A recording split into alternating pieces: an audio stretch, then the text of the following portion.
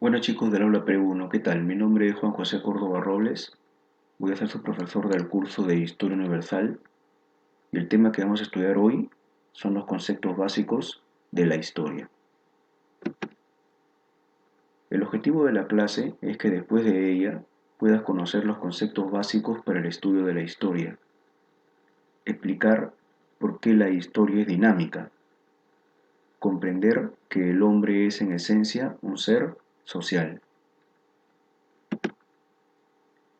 ¿De dónde proviene la palabra historia? Proviene del vocablo griego "hister", que en castellano significa investigar. ¿Qué es la historia? Es una disciplina que estudia al hombre, al ser humano, y cómo éste se relaciona con otros a través del tiempo.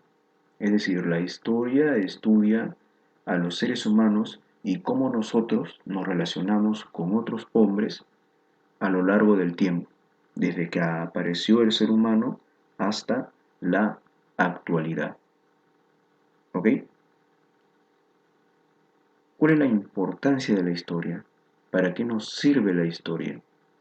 Este es un concepto básico y tradicional para conocer el pasado, comprender el presente y proyectarnos a futuro.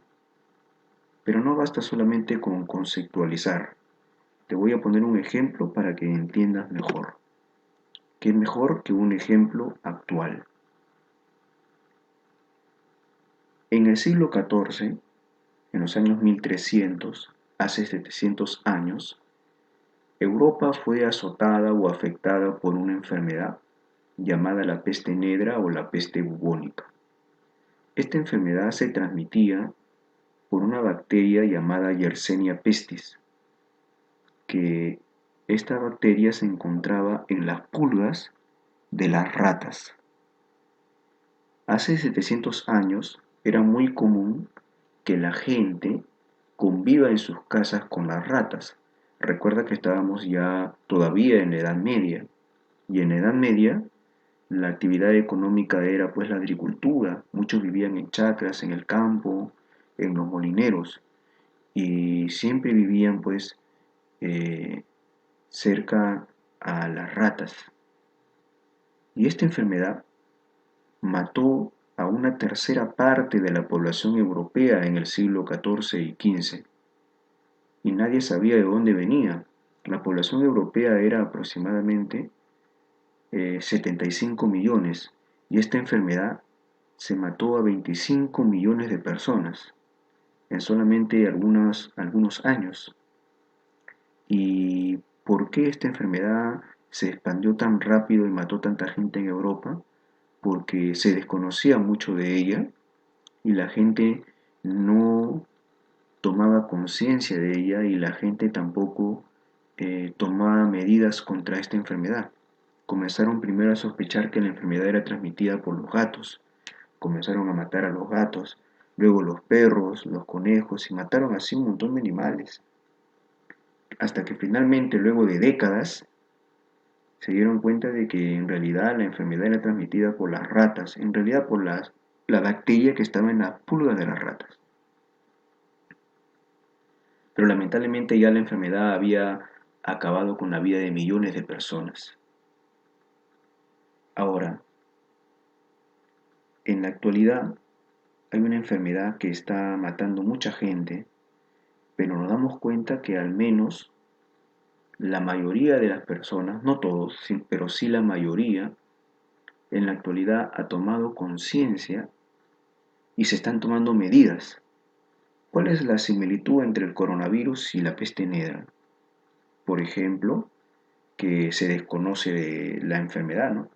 El coronavirus es una enfermedad nueva, que se desconoce su origen, todavía no tiene una vacuna, no tiene una medicina propia para poder curarlo. Pero ¿cuál es la diferencia? Es que ahora ya la gente está tomando conciencia.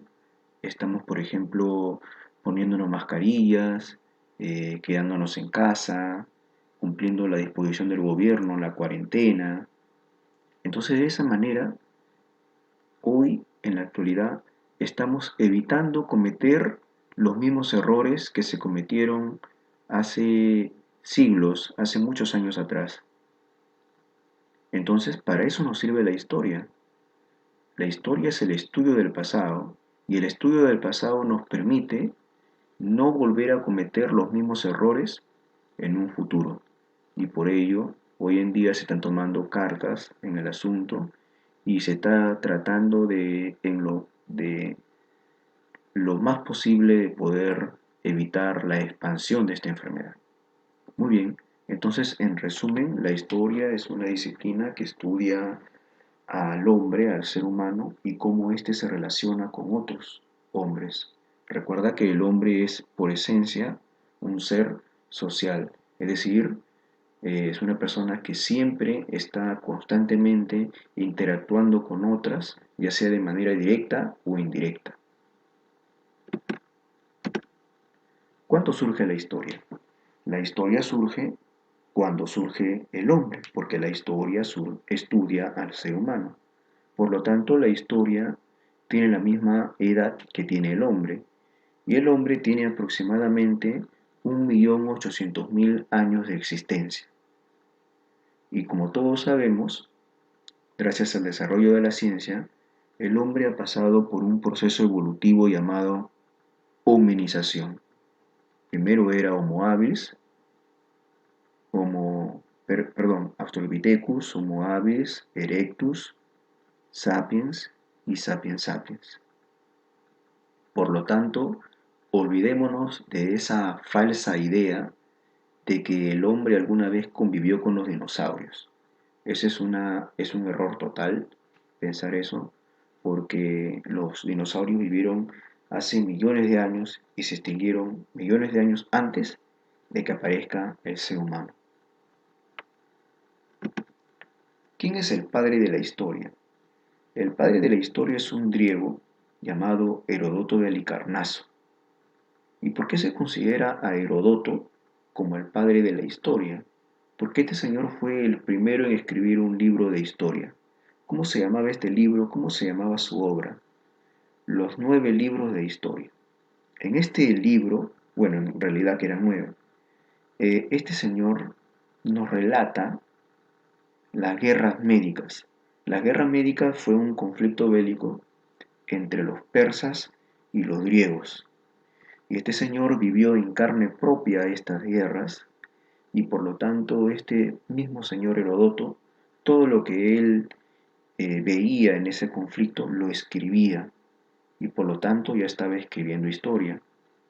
Pero hoy en día sabemos que la historia no solamente es eh, una recolección de datos del pasado, no solamente es estudiar el pasado, sino también es un análisis, estudiar las causas y consecuencias de un hecho histórico y sobre todo proyectarnos a futuro y no volver a cometer los errores que se cometieron en el pasado. Ahora, ¿cómo sabemos de lo que pasó antiguamente? ¿Cómo saben los historiadores qué ocurrió en el pasado? Ya. Los historiadores se basan en fuentes, llamadas las fuentes históricas o la fuente de la historia, que son todos aquellos restos materiales e inmateriales que nos ha dejado el hombre a través del tiempo y que permiten al historiador reconstruir el pasado, reconstruir lo que pasó antiguamente y por lo tanto reconstruir la historia.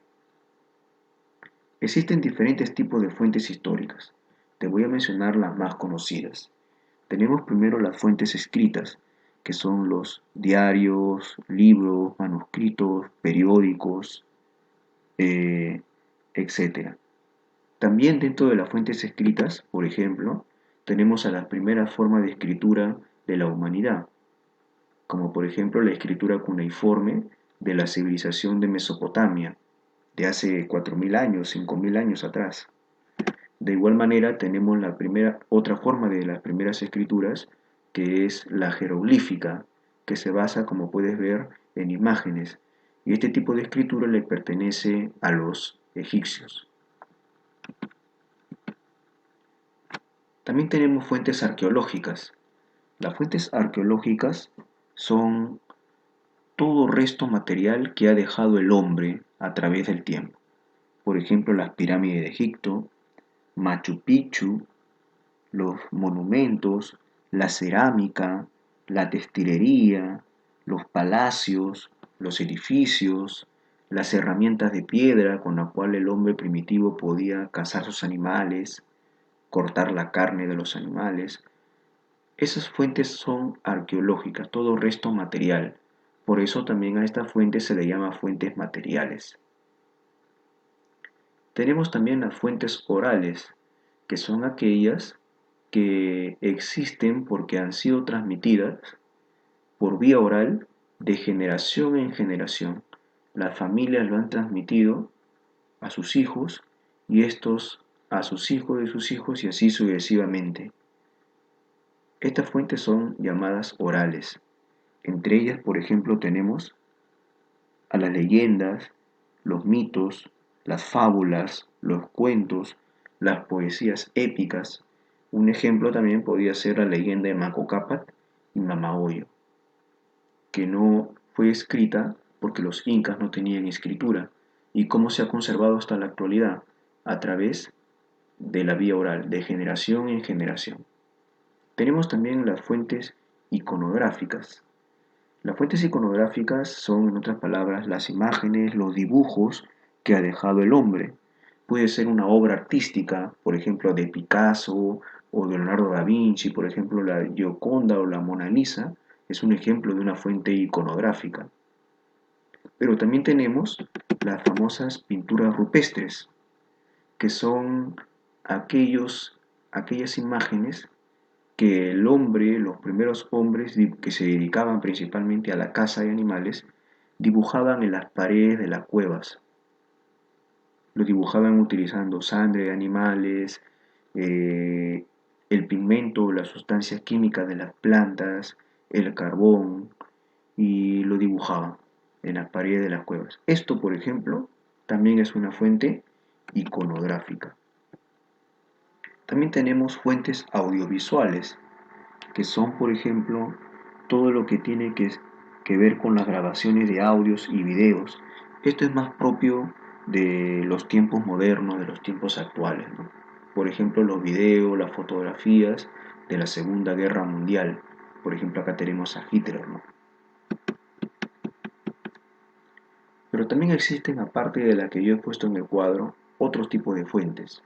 Por ejemplo, las fuentes etnográficas, que tienen que ver con las costumbres que tienen los seres humanos, las costumbres y tradiciones. Por ejemplo, en esta imagen, en esta fotografía, puedes ver el baile de la marinera, ¿no? Es un ejemplo de fuente etnográfica. Otra costumbre también tiene que ver con lo que nosotros comemos, nuestra gastronomía, el ceviche, el arroz con pollo, el pollo a la brasa, ¿te das cuenta? Las fiestas costumbristas que tiene el Perú, por ejemplo, el Señor de los Milagros, la fiesta de la Candelaria, etcétera, ¿no?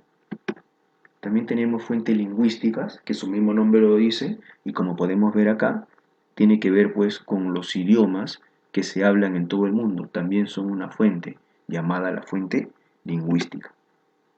De igual manera también tenemos fuentes antroposomáticas, que tienen que ver con todos los restos físicos que ha dejado el cuerpo humano, que ha dejado el hombre a través del tiempo, ¿no? Son todos los restos de huesos de seres humanos que se han hallado en todas las partes del mundo. Por ejemplo, acá tenemos un cráneo de la especie Australopithecus que vivió aproximadamente hace más de 2 millones de años.